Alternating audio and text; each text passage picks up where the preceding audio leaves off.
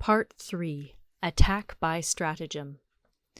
Sun Tzu said, "In the practical art of war, the best thing of all is to take the enemy's country whole and intact. To shatter and destroy it is not so good.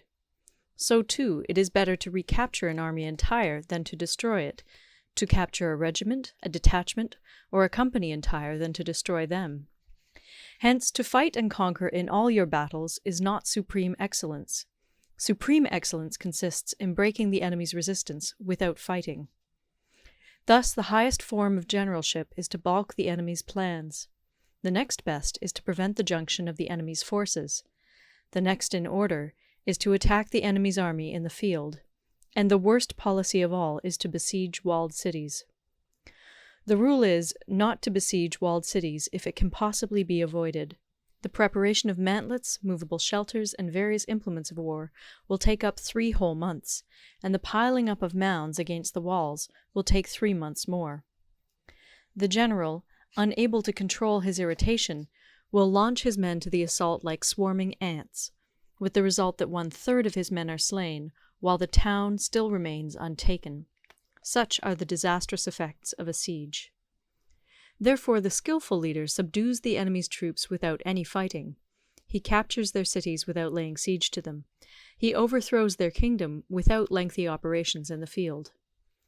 With his forces intact, he will dispute the mastery of the empire, and thus, without losing a man, his triumph will be complete. This is the method of attacking by stratagem. It is the rule in war, if our forces are 10 to the enemy's 1, to surround him; if 5 to 1, to attack him; if twice as numerous, to divide our army into 2. If equally matched, we can offer battle; if slightly inferior in numbers, we can avoid the enemy; if quite unequal in every way, we can flee from him. Hence, though an obstinate fight may be made by a small force, in the end it must be captured by the larger force. Now the general is the bulwark of the state. If the bulwark is complete at all points, the state will be strong. If the bulwark is defective, the state will be weak.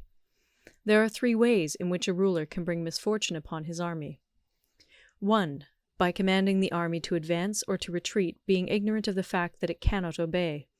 This is called hobbling the army. 2. By attempting to govern an army in the same way as he administers a kingdom, being ignorant of the conditions which obtain in an army. This causes restlessness in the soldiers' minds. 3. By employing the officers of his army without discrimination through ignorance of the military principle of adaptation to circumstances. This shakes the confidence of the soldiers. But when the army is restless and distrustful, trouble is sure to come from the other feudal princes. This is simply bringing anarchy into the army and flinging victory away. Thus we may know that there are 5 essentials for victory. 1. He will win who knows when to fight and when not to fight. 2. He will win who knows how to handle both superior and inferior forces. 3. He will win whose army is animated by the same spirit throughout all its ranks. 4. He will win who, prepared himself, waits to take the enemy unprepared. 5. He will win who has military capacity and is not interfered with by the sovereign. Hence the saying, if you know the enemy and know yourself, you need not fear the result of 100 battles. If you know yourself, but not the enemy, for every victory gained you will also suffer a defeat.